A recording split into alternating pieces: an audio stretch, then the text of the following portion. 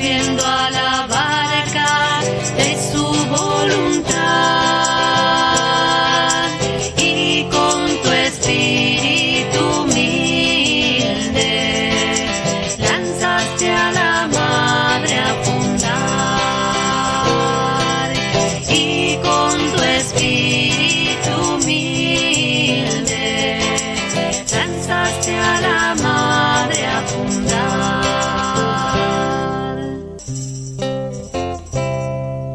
Buenas noches, les saluda Gaby Vaquerizo y le damos la bienvenida a su programa Navegando con el Padre Tesa.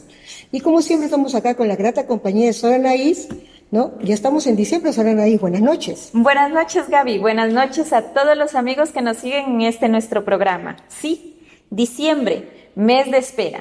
Esperamos junto a la Virgen María al Niño Jesús que quiere nacer también en nuestros corazones. Así es, Sor Anaís, ¿no? Me dicen que usted tiene un regalo ya adelantado en Navidad, una buena noticia, cuéntenos. Sí, nuestras hermanas de Italia han querido unirse a esta iniciativa del buzón virtual y justamente el 16 de noviembre, en el Día de la Virgen de la Salud, ellas ya colocaron las intenciones del primer buzón virtual. Las han puesto en la tumba donde reposan los restos de nuestro querido fundador, el Padre Tesa. Bien, entonces, amigos, hemos visto cómo todas sus peticiones van a ir a Italia y va a ser colocante en la tumba del Beato Luis Tesa, así que aprovechemos esta oportunidad.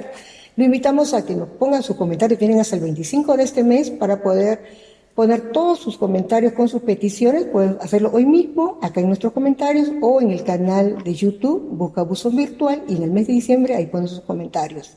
Bueno, y continuando con el programa, en el programa anterior hemos estado viendo sobre la vida del Beato Luis Tesa. Empezamos con su nacimiento y sus primeros años. Hemos visto cómo él queda huérfano a los 8 años y queda bajo la tutela de su madre, ¿no?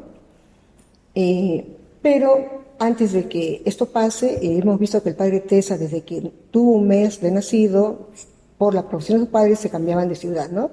Primero se fueron a Venecia, cuando él tenía 18 meses, se trasladan a Dolo, donde viven hasta 1850, donde año que fallece su padre. Luego la madre decide volver a Conegliano, donde él hace sus estudios elementales, y luego, para continuar estudiando, la madre toma una decisión que cambiará la vida del padre, ¿no? Viajan a Padua, donde el Padre Tesa tendrá sus primeros contactos con los religiosos Camilos. Sí, Gaby, y de esto podemos deducir que la influencia de la madre fue de verdad de real importancia para la vida de Luis, ¿no? Es cierto que de Catalina se dice que tenía era caracterizada por su ternura, su sensibilidad, ¿no? Digo su sensibilidad porque para ser sensible al llamado de Dios en su vida, ¿no? Como casada, como madre, y tener también esta capacidad de renuncia, de entrega, ha tenido que ser muy importante para la vida y formación de Luis Tesa, ¿no? Y bueno, para continuar con la vida, la biografía del Padre Tesa que hemos estado viendo, hemos preparado un video. Así, veamos este video, es muy interesante.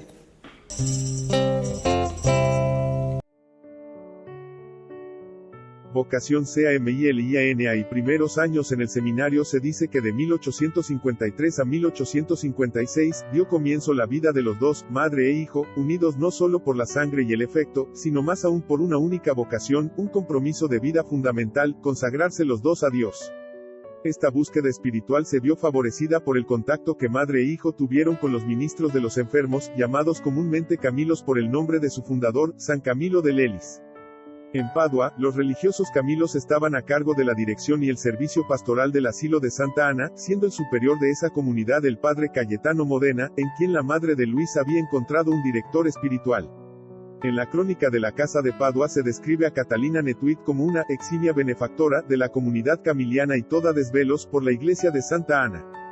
Junto a su madre, Luis visitaba frecuentemente la casa de los Camilos, por lo que los religiosos decían, Luis es más nuestro que de su madre, está casi todo el día con nosotros.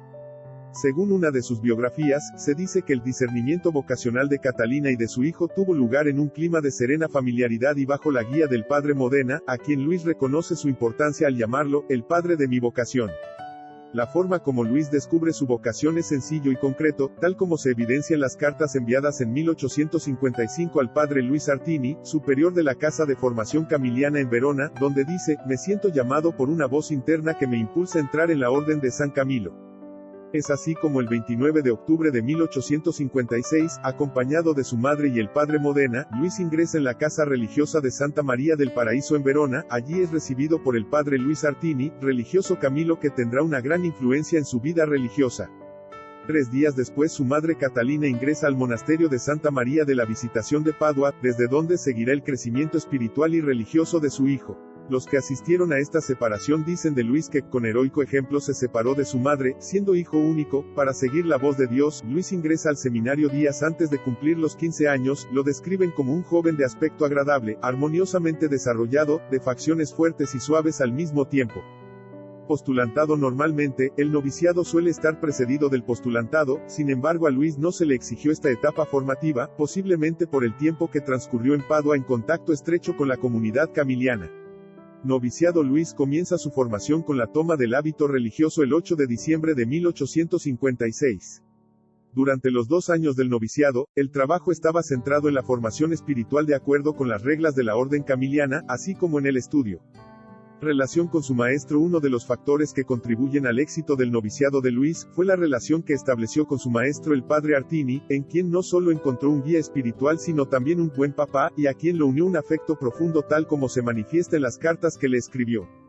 El joven Tesa afirmaba que necesitaba los brazos y el apoyo del padre Artini para recorrer el áspero y difícil camino que conduce a la salvación. Como buen formador, el padre Artini hizo que esta especial relación ayudara a la realización del proyecto, de hacer de Luis un auténtico religioso, imitador de San Camilo. Bajo el influjo del padre Artini, Luis muestra una actitud interior que consistía en dejarse guiar por el sincero esfuerzo de conocer y cumplir la voluntad de Dios, animado por la preocupación de obrar para la mayor gloria de Dios y el bien de las almas. Se sabe poco del servicio a los enfermos durante sus 2 años de noviciado, pero hay una referencia de su compañero Stanislao Carcereri, que estuvo enfermo y fue atendido por Luis, a quien define, nunca suficientemente alabado y amado enfermero, que refleja de maravilla la modestia virginal de San Luis y la fervorosa caridad de nuestro Santo Padre y fundador Camilo. Profesión religiosa. A los 17 años, el 8 de diciembre de 1858 hace la profesión de los votos perpetuos, dirigiendo su mirada a la meta del sacerdocio con el deseo de llegar a ser verdadero seguidor de Cristo, verdadero ministro del santuario, verdadero religioso. En vísperas de su ordenación diaconal, el 19 de diciembre de 1863, Luis llora de ternura, de confusión, de gratitud, al sentirse elevado a tan alta dignidad. Su alegría era compartida con su madre, que como siempre, había acompañado a su hijo espiritualmente con la oración. Bueno, como dice el video, no nos deja de sorprender cómo Luis, un jovencito de tan solo 13 años, tiene ya decidido a qué orden religiosa ingresar. Él no solo quiere ser sacerdote, no quiere ser sacerdote Camilo, ¿no? Hay una, la vocación de Luis siempre ha sido apoyada por su madre. Como hemos visto, ella, 3 días después que Luis ingresa al seminario, ella también ingresa a la orden de la visitación, ¿no? Y cada uno a consagrarse a Dios. Precisamente sobre las vocaciones, Soranaí nos trae una entrevista con el padre Marco, sacerdote religioso de Pro Ecclesia Santa, donde nos va a dar más sobre este tema. Muy bien, adelante Soranaí con la entrevista. Hola Gaby, hola a todos. Estoy aquí con el padre Marco Quillán. Él está muy contento de colaborar con nosotros y pues ahora a continuación la entrevista. Buenos días, padre Marco. Ahora viendo esto en el marco de las vocaciones, ¿no? ¿Cómo definiría usted en el mundo actual el tema de las vocaciones religiosas? Bueno, las vocaciones religiosas siguen siendo, tanto hoy como antes, un llamado de parte de Dios. Es decir, no es algo que uno se da a sí mismo, sino es un llamado de Dios. Pero junto con ser un llamado de Dios, sigue siendo una necesidad para el corazón humano. Es decir, a aquellas personas que Dios ha querido llamar a la vida religiosa o a la vida consagrada, sí, en cierta parte es una entrega que realiza la persona, o una respuesta en todo caso al llamado que realiza Dios, pero también corresponde a una necesidad que tiene el corazón, es decir, la persona que es llamada a la vida consagrada, Dios la llama porque esa persona necesita ser llamada para alcanzar la santidad, para alcanzar la felicidad plena, para, en fin, para vivir realmente a plenitud, ¿no? Entonces, la vida consagrada, tanto hoy como siempre, sigue siendo un llamado de Dios, sí, pero también una necesidad de cada quien, una necesidad para la persona que es llamada y una necesidad también para la iglesia, porque la iglesia también se nutre de la vida religiosa, ¿no? Los fieles laicos y también el orden, los ministros sagrados, los sacerdotes, se nutren de la vida religiosa que hay en la iglesia. Entonces, podríamos aquí citar a San Agustín, ¿no? Cuando usted, escuchándolo, se refería a la necesidad del hombre, ¿no? El corazón del hombre está inquieto hasta que descanse en Dios, ¿no? En ese llamado que está haciendo constantemente el Señor a nuestras vidas. Sí, porque una persona, a ver, no es que una persona no pueda vivir bien o cómodamente al margen de la vida religiosa, lo puede hacer, ¿no? Una persona puede ser un buen abogado, un buen médico, un buen ingeniero, como es mi caso, por ejemplo, yo estudio ingeniería, ¿no? Podemos tener un buen desempeño en el mundo secular, por supuesto que sí, no es que entramos a la vida consagrada porque no servimos para nada más, podemos servir al prójimo desde otro lugar, pero el corazón nunca estará lleno si es que uno no sigue la voluntad de Dios, ¿no? Y eso es clave. Uno no entra a la vida consagrada por capricho, sino uno entra a la vida consagrada porque descubre que Dios lo quiere ahí, ¿no? Uno no entra para realizar una labor específica, ¿no? Uno no entra, por ejemplo, en el caso de las hijas de San Camilo, no entran a la congregación para dedicarse o porque hay un interés primero en servir al enfermo o al anciano. Por supuesto que lo realizan, ¿no? Pero lo primero siempre va a ser estar con Dios, amar a Dios. Y porque quiero amar a Dios, yo correspondo en aquel carisma al cual Dios me llama, ¿no? Si es atendiendo a los enfermos, atendiendo a los enfermos. Si es con los pobres, con los pobres. Si es en una comunidad más bien que se realiza a las misiones o a la evangelización en el día a día, pues ahí estamos, ¿no? No es tanto la actividad en sí misma, sino el motivo por el cual realizamos la actividad. Padre, y como estamos ahora en el año jubilar de nuestro padre fundador, como sabe usted, ¿no? Y acabamos de ver un poco de la biografía del padre Tesa. ¿Qué nos puede comentar sobre esta vocación temprana de Luis Tesa y junto con su madre, sabemos, ¿no? Que hacen juntos esta entrega. Sí, el Beato Padre Luis Tesa tiene una historia muy bonita, vocacional, porque a diferencia de otros santos, claro, cada uno es distinto, ¿no? En el caso del Padre Tesa, su vocación a la vida religiosa surge desde muy joven y surge de una manera muy natural, muy natural, ¿no? Por el entorno, por la buena formación familiar, por el verse acompañado por la misma comunidad de los padres Camilos, ¿no? En esa fraternidad y en esa cercanía humana también de acompañarlo, en ese entorno natural, inundado por supuesto por la gracia, surge la vocación del Padre Tesa, como surgen las cosas en la naturaleza, ¿no? De una manera muy sencilla, muy simple, pero al mismo tiempo muy bella. En el caso del Padre Tesa, por lo menos hasta donde sé, creo que no hubo ninguna intervención así mística, ¿no? Como quizá hubiese podido ocurrir en la vida de algún otro santo, pero quizá la belleza de la vocación del Padre Tesa radica justamente en esa naturalidad y en esa sencillez vida en la cual él descubre su vocación. Lo cual nos lleva también pues a la importancia de tener un buen entorno, un entorno también de fe, un entorno católico para las nuevas generaciones.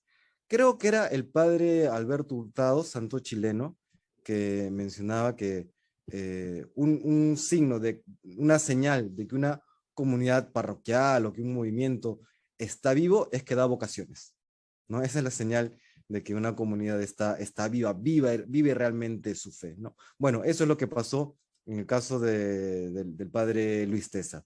Viene de una comunidad viva, una vida de fe en su familia, en su entorno inmediato, y en es en ese entorno, en esa tierra fértil, él pues se da cuenta que Dios lo llama, tiene la disposición adecuada para escuchar la llamada de Dios y de responder con generosidad. Padre Marco, de hecho la vocación del Padre Tesa ha sido, como usted menciona, ¿no? Algo natural, algo que ha venido como, como como un movimiento sin intervención divina, como dice usted, no así fuerte. Pero tampoco podemos, ¿cómo le puedo decir? Tampoco podemos descartar de que a veces el Señor viene de manera natural, pero también viene con fuerza, ¿no? Dios irrumpe en la vida. Dios irrumpe en la vida de mil maneras. A veces de manera muy suave, como el caso del padre Tesa, otras veces de manera, ¿no?, que pareciera más bien un par de cachetadas, ¿no? Como el caso, por ejemplo, del padre de San Pablo, ¿no? En esa conversión a Damasco y que San Pablo entra en una crisis existencial, ¿no? Porque el mundo se le derrumba por esa intervención de Dios. Pues sí, finalmente todo es gracia, aunque parezca muy natural en el sentido de que muy sencillo y esto, ¿no? Pero hay una gran fuerza, hay un gran influjo de la gracia y por lo tanto sobrenatural en esa apariencia de sencillez. Dios no deja de intervenir. ¿Cómo lo hace Él en cada caso, en uno u otro caso? Ya está en su total libertad, en la libertad de Dios, pero que interviene siempre para el llamado a la vocación específica, por supuesto que sí. Sí, padre, y viendo ahora ya, viendo las dos maneras, digamos, de intervenir de Dios, ¿qué podríamos decirle a los jóvenes ahora en cuanto a la vocación?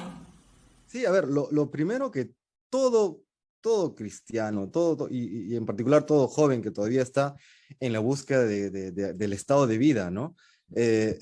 Hay que preguntarle a Dios, ¿no? Hay que preguntarle a Dios qué es lo que quiere de cada uno, porque estamos en un contexto cultural y social en el que todo va a 1000 por hora y que por tanto es en ese ir a 1000 por hora se pretende ya tener pues toda la vida solucionada. Ya tengo mi plan desde que acabo el colegio hasta prácticamente que me jubilo, ya tengo mi proyecto de vida y todo está totalmente parametrizado y voy a estudiar tal cosa y luego otra cosa y trabajar en tal otra cosa, y a tal edad me caso y tengo tantos hijos, ¿no? O sea, hay una pretensión hoy de querer controlarlo todo y por lo tanto, y no solamente controlarlo, sino decidirlo todo y no se le da espacio a Dios, ¿no? Si es que uno se pregunta a sí mismo, a ver, ¿qué es mejor? ¿Los planes que yo pueda tener respecto de mí mismo o los planes que Dios pueda tener respecto de mí, ¿no? ¿En cuál de esos casos va a ser una vida más feliz? Y la respuesta, pues, es evidente, ¿no? Aquello que Dios quiere para mí va a ser realmente una vida plena, una vida feliz, una vida santa. Lo otro, no digo que sea una vida miserable necesariamente, pero no va a tener punto de comparación con aquello que Dios quiere para ti, para uno, ¿no? Y por lo tanto, hay que renunciar a esa pretensión de querer controlarlo todo y hay que tener esa apertura, esa valentía, esa sencillez, humildad de preguntarle a Dios, Señor, ¿qué quieres de mí?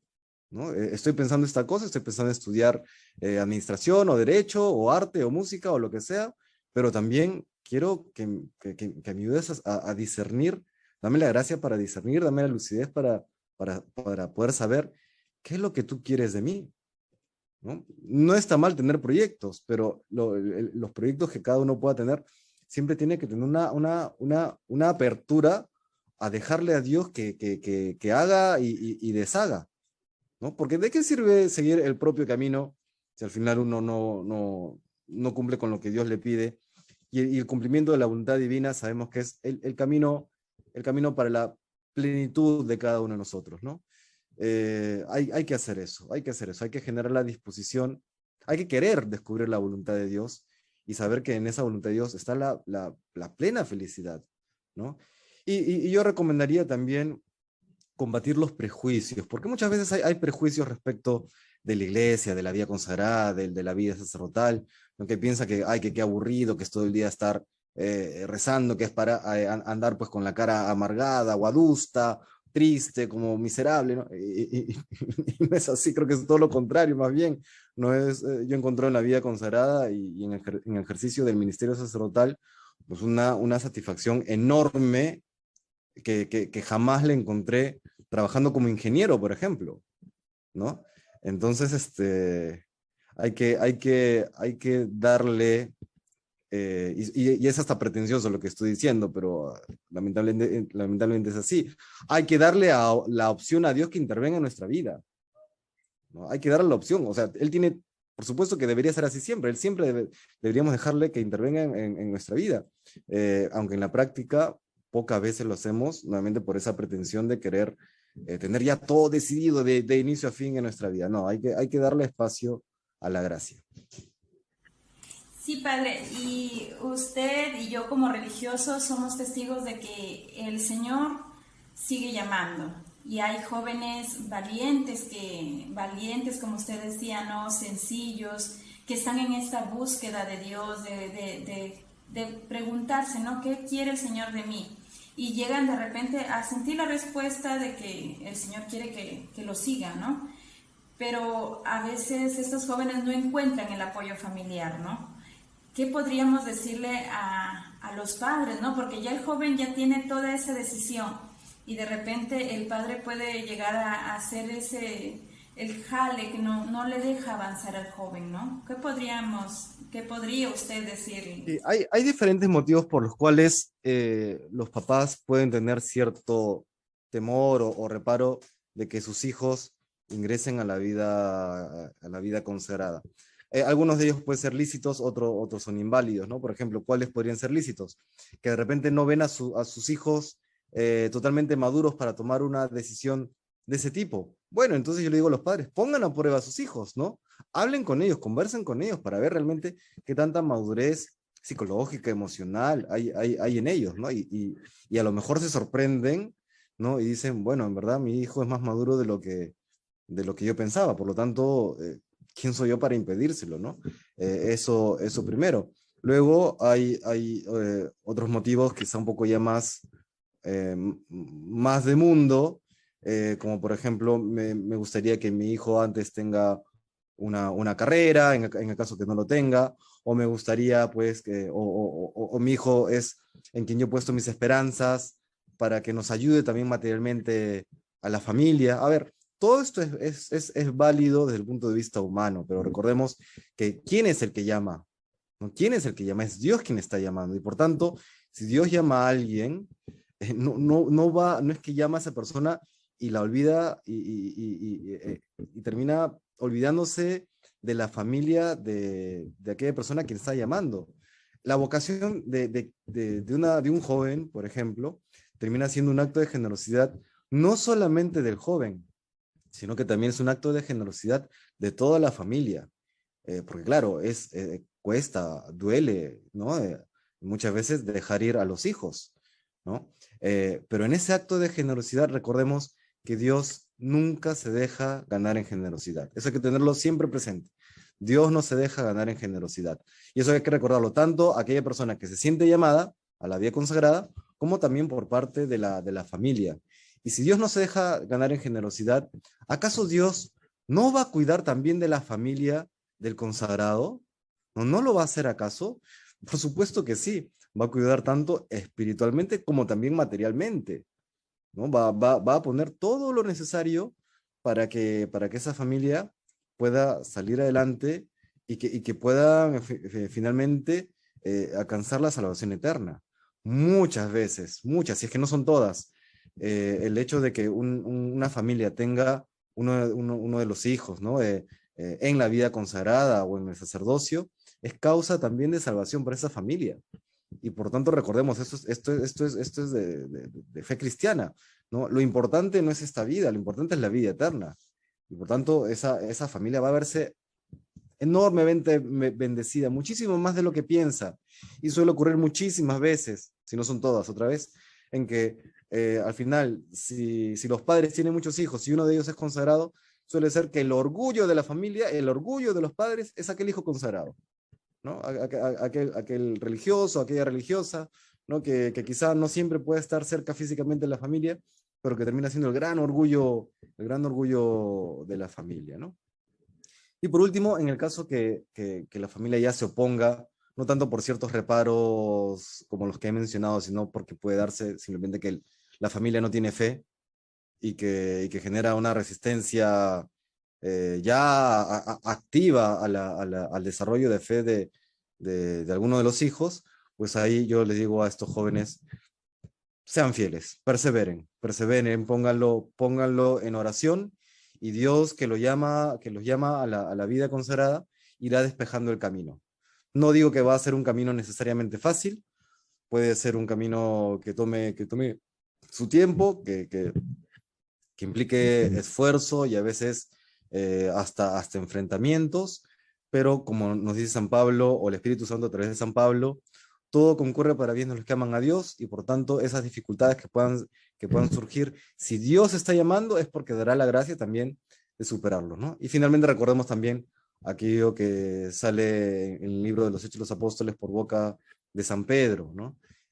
Antes que servir a los hombres, antes que obedecer a los hombres, hay que obedecer a Dios, ¿no? Entonces habrá ocasiones en que, si bien siempre tenemos que honrar a nuestro padre y a nuestra madre, hay ocasiones, y en este caso es el caso de la vocación, por ejemplo, antes que agradar a los padres, hay que primero seguir aquella voluntad que Dios tiene respecto de cada uno, teniendo también esa plena confianza que, otra vez, si somos fieles, Dios ordenará todo, Dios transformará y tocará también el corazón de aquellos padres que puedan estarse oponiendo a la vocación de sus hijos. Esto en el tiempo, ¿no? En el tiempo se irá ordenando ese corazón. Sí, padre. Y bueno, para finalizar, no sé si hemos estado hablando, si bien es cierto, de la vocación religiosa, ¿no? Pero sabemos que todos estamos llamados a la santidad, ¿no? Entonces ahora en este marco del año jubilar del Padre Tesa, que está justamente en proceso de canonización, ¿no? De repente un saludo, un mensaje a todas las personas dentro de este marco. Sí, a ver, recordemos la vocación universal a la santidad, que la Iglesia lo ha vivido desde siempre, porque es mandato del Señor, y que nos lo recuerda ya últimamente, por ejemplo, en la Lumen Gentium del Vaticano II, últimamente la exhortación apostólica del Papa Francisco, Gaudete et Exultate, ¿no? Esta exhortación apostólica que nos habla acerca de la santidad. Recordemos que no hay felicidad sin santidad. No existe felicidad sin santidad, y no existe santo que no sea feliz, ¿no? Así que todos queremos ser felices, todos anhelamos la plenitud de nuestro ser, de nuestras personas, queremos la felicidad para nuestras familias, para nuestros amigos. Entonces, si realmente queremos ser felices, hay que procurar la santidad. Que la santidad, en sencillo, no es otra cosa que cumplir la voluntad de Dios con alegría, ¿no? Cumplir la voluntad de Dios con alegría. No necesariamente implica prácticas un tanto extrañas, ¿no? Digamos que hemos visto en la vida de algunos santos que a la sensibilidad actual nos resulta un tanto extrañas, y hasta a veces nos generan cierto rechazo, porque la sensibilidad de hoy no es la misma del siglo XIII, por ejemplo, ¿no? Pero esa búsqueda de santidad, ese anhelo por la santidad y ese esforzarnos todos los días para hacerlo, está siempre. Eso es algo que está inscrito en el corazón humano, ¿no? Como decía Sor ya al inicio, lo de San Agustín, nos hiciste Señor para ti, y nuestro corazón estará inquieto hasta que descanse en ti.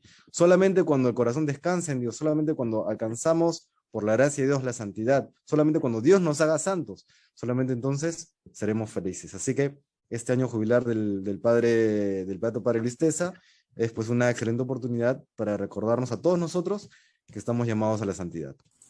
Muchas gracias, Padre Marco, por formar parte de este programa y por su colaboración. Muchas gracias, Sol, por la invitación. Hasta una próxima oportunidad.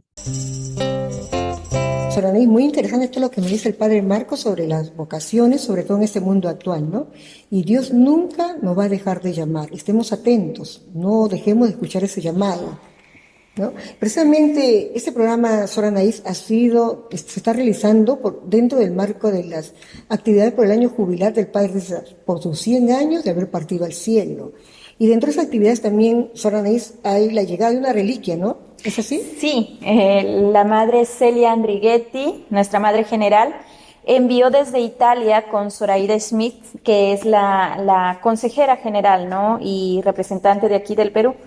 Con ella envió esta reliquia el 1 de agosto. Se le entregó a nuestra madre provincial, la superiora Milagros Gutiérrez, y ahora esta reliquia está peregrinando por todas las casas, nuestras comunidades en Cajamarca, en Arequipa, en Iquitos, va a estar peregrinando, ¿no? Porque como ya hemos dicho en todos nuestros programas, la Iglesia nos ha regalado la gracia de la indulgencia a quien venere las reliquias del Padre Tesa. Entonces, queremos como Iglesia, no solamente somos la congregación Hijas de San Camilo, sino que somos parte de la Iglesia. Y como Iglesia queremos que todos nuestros hermanos en la Iglesia ganen esta gracia. Y pues allí, hasta cuando ya termine de su camino el Padre Tesa, vaya peregrinando, volverá aquí a este museo. Sor Anaís, ahora pasando al tema de los buzones virtuales, sabemos que el 25 de diciembre es el tercer buzón virtual, ¿no? Sí, este 25 de diciembre, pero el 27 de noviembre ya lo hemos lanzado. Está ahora a cargo de nuestras hermanas del noviciado. Le toca ahora a las jovencitas del noviciado. Sí, ellas ofrecerán la Santa Misa por sus intenciones. Así que no se lo pierdan, ¿no? A todas las personas que han colocado ya sus intenciones en el mes de octubre, en el primer buzón, en el segundo buzón, nunca está de más pedir. Y justo ahora, en este tiempo de gracia. Así es. No hay que cansarnos de pedir. Pidamos en todos los buzones posibles. Pide y se te dará, dice la Biblia. Sí. Entonces, ahí están nuestras hermanas esperando. Y aquí les dejamos el video para recordárselos.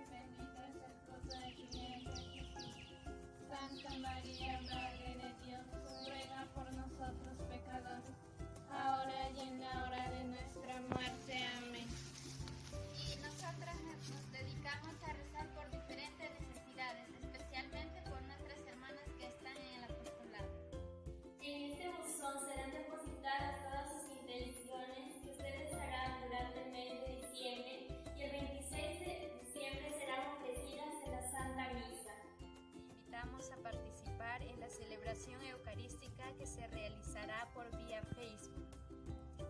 Que el Padre Tesa les bendiga a todas y a cada una de ustedes. ¡Te esperamos!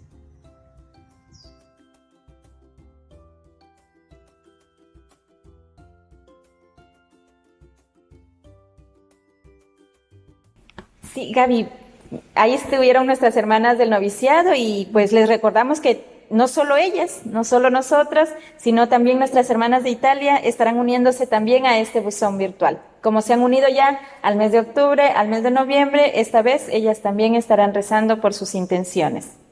Así es, y con la intercesión del Beato Luis Tesa, ante su tumba serán colocadas todas sus intenciones. Así es, Gaby. Muy bien, Anaís, No parece, pero ya estamos llegando al final del programa. El último del año, ¿no? Porque, bueno, ya el próximo es el 1 de enero. Bueno, queremos, antes de despedirnos, a todos los que nos están escuchando y a sus familias, desearles una feliz Navidad, que Jesús nuevamente nazca en sus corazones, los renueve, les dé mucha salud y prosperidad. Gracias a ustedes. Sí, muchas gracias por seguirnos, que Dios bendiga sus familias, sus proyectos, que esta Navidad sea lleno de prosperidad, lleno de amor, de paz. Que el niño Jesús nazca en los corazones de todos nosotros. Señora Anaís, antes de irnos, le invitamos a que visiten el santuario del Beato Luis Tesa, acá en Barrios Altos. Les tenemos un video preparado para que ustedes lo vean. Buenas noches. Buenas noches.